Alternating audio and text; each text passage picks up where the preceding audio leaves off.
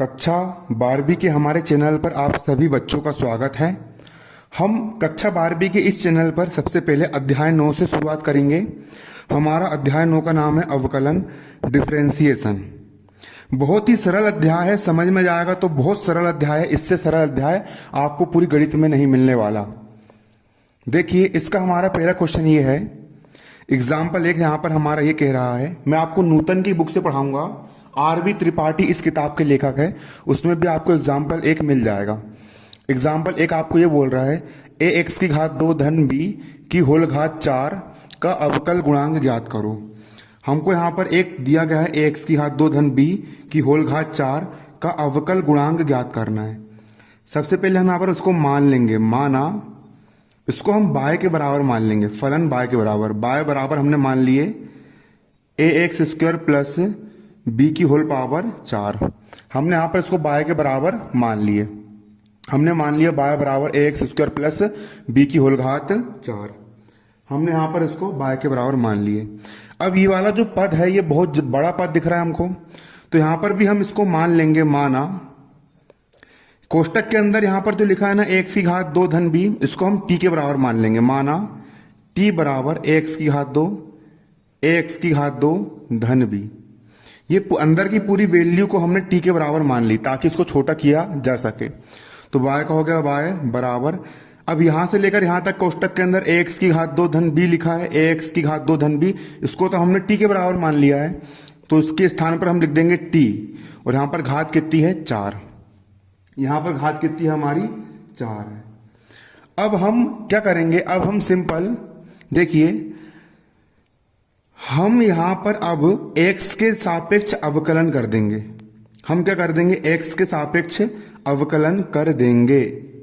इस पूरे पद में, इस पूरे समीकरण में हम सिंपल x के सापेक्ष क्या कर देंगे? हम अवकलन कर देंगे। यहां पर लिखेंगे x के सापेक्ष, x के सापेक्ष अवकलन,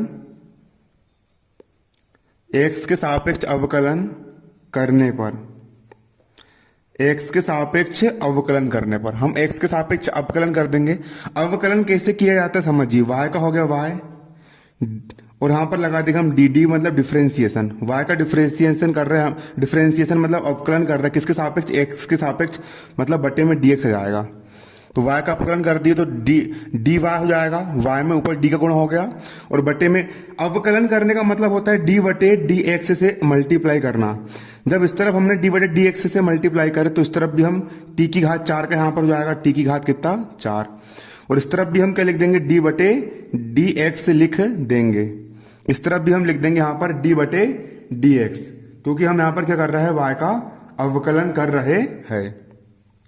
टी की घात 4 का टी की घात 4 डी बटे dx।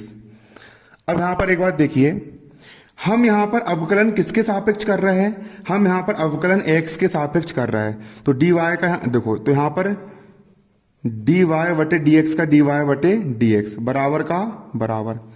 अब ऊपर dt की घात 4 है, dt की घात 4। अब t की घात 4 का अपन अवकलन कर रहे हैं, तो बटे में भी आपको dt लेना पड़ेगा। तो dt गुणा dt बटे dx। देखिए, dt की घात 4 का dt की घात 4 बटे में dx का dx, मतलब dt बटे dt का मैंने ऊपर और नीचे गुणा कर दिया, क्योंकि ऊपर के dt से नीचे का dt कट जाएगा और कोई भी फर्क हमको पड़ेगा क्या? हमको समीकरण में कोई भी फर्क नहीं पड़ने वाला। मतलब dt की घात 4 जैसे का वैसा, और बटे में dx जैसे का वैसा, dt इंटू dt का मल्टीप्लाई कर दिए। क्यों करे? क्योंकि यहां पर ऊपर t है, तो उसका अवकलन हम कर रहे हैं, तो उसका अवकलन भी t के सापेक्ष होगा ना, इसलिए बटे में t हमने यहाँ पर d बटे में हमने t की घात 4 के बटे में dt लाने के लिए हमने यहाँ पर t की घात 4 का dt के सापेक्ष अवकलन करने के लिए dt बटे dt का हमने यहाँ पर, देखो यहाँ पर आ गया हमारा dt की घात 4 बटे dt गुणा dt बटे dt आ गया। इतना समझ में आपको आ गया। अब इसके बाद देखिए, अवकलन का सूत्र क्या होता है? x की घात n का एक सूत्र होता है, x की घात n का अवकलन, अवकलन मतलब d बटे dx। x की घात n का अवकलन होता है n x की घात n-1। ये एक्स की घात एन का अवकलन होता है। एक्स की घात एन का अवकलन, अवकलन मतलब डी बटे डी एक्स, एक्स की घात एन का अवकलन मतलब डी बटे डी एक्स होता है। एन सामने जाएगा, एन आगे सामने, एक्स का हो गया एक्स, और घात में से आपको एक कम कर देना है। तो उसी प्रकार देखिए डी वाई का यहाँ पर हो जाएगा डी वाई बटे डी एक्स का यहाँ पर हो जाएगा डी एक्स बराबर टी की घात 4 का हम यहाँ पर अपकलन कर रहे हैं डी बटे डी टी।